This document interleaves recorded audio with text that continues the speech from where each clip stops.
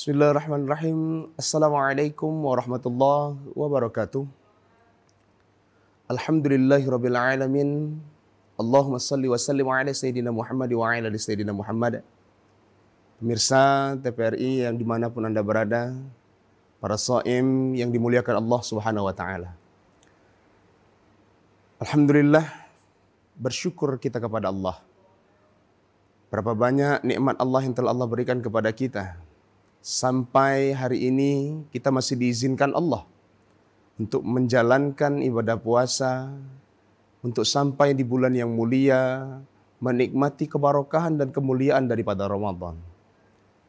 Berapa banyak orang yang sudah tidak Allah izinkan lagi, saudara, keluarga, sahabat kita, yang mungkin Ramadan yang lalu masih bersama kita tapi sekarang sudah tidak ada lagi. Mungkin minggu lalu masih bersama kita tapi sekarang sudah tidak ada lagi.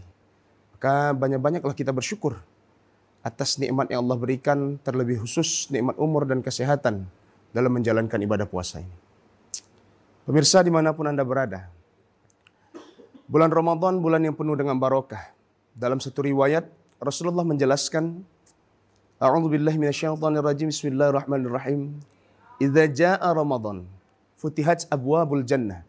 Wa ghuliqat abwabun nar wa fusidat syayatin. Rasulullah mengatakan di bulan Ramadan ini apabila nanti datang bulan suci Ramadan, maka 3 hadiah yang Allah berikan kepada kita orang-orang yang berpuasa di bulan suci Ramadan. Yang pertama, Allah bukakan pintu surga seluas-luasnya. Futihat abwabul jannah. Yang kedua, wa ghuliqat abwabun nar, dan Allah tutup dengan rapat pintu neraka. Yang ketiga, wa fusidatis syayatin. Allah belenggu, Allah rantai dan Allah ikat para setan-setan yang sering menggoda, yang senantiasa menghancurkan amalan anak-anak cucu Adam. Maka tema kita hari ini, Ramadan terbukanya pintu surga. Pemirsa dimanapun Anda berada, hadis tadi merupakan hadiah yang luar biasa dari Allah Subhanahu wa taala. Di bulan suci Ramadan dibukakan Allah pintu surga. Lantas bagaimana kita menggapai 3 hadiah tersebut? Dengan cara yang pertama, man shoma ramadhana imanan wa ihtisaban ghufir lahu ma taqaddama min dzambi. Orang yang berpuasa dengan penuh perhitungan, orang yang berpuasa dengan penuh keimanan, ketakwaan kepada Allah Subhanahu wa taala. Dia di pagi harinya dia berpuasa dengan baik, meninggalkan hal-hal yang membatalkan dari puasa dan menjauhi dari hal-hal yang merusak dari amalan-amalan puasa. Tidak hanya sebatas itu saja. Kemudian di waktu malamnya, ketika dia sudah berbuka puasa, dia melanjutkan mangqama ramadhana imanan wahtisaban ghufira lahu ma taqaddama min zambi. Dia yang mendirikan malam-malam di bulan suci Ramadan. Dia menggunakan waktu dengan sebaik-baik mungkin, tidak menyia-nyiakan waktu di bulan suci Ramadan. Waktunya sholat tarawih, dia tarawih. Setelah itu dia lanjutkan dengan tadarus Al-Quran. Tak lupa dia berinfak, bersedekah. Maka orang-orang yang menggunakan waktunya di bulan suci Ramadan ini dengan sebaik-baik mungkin, dengan penuh perhitungan, keimanan dan ketakwaan, maka dialah yang akan mendapatkan hadiah yang luar biasa tadi. Terbukanya pintu surga hanya diperuntukkan untuk orang-orang yang benar-benar menggunakan waktu Ramadan ini dengan sebaik mungkin. Bahkan pada hadis yang lain dijelaskan, orang yang masuk pada bulan suci Ramadan dan keluar dari bulan suci Ramadan ini tanpa mendapatkan ampunan Allah Subhanahu wa taala, dia adalah termasuk orang-orang yang celaka. Ini termasuk salah satu doa Jibril alaihissalam ketika Nabi Muhammad SAW hendak naik ke atas mimbar, maka Jibril dari antara 3 doanya, salah satunya adalah orang-orang yang tidak bisa menggunakan waktu Ramadan dengan sebaik-baik mungkin dan tidak dapat menggunakannya untuk menggapai ampunan Allah Subhanahu wa taala.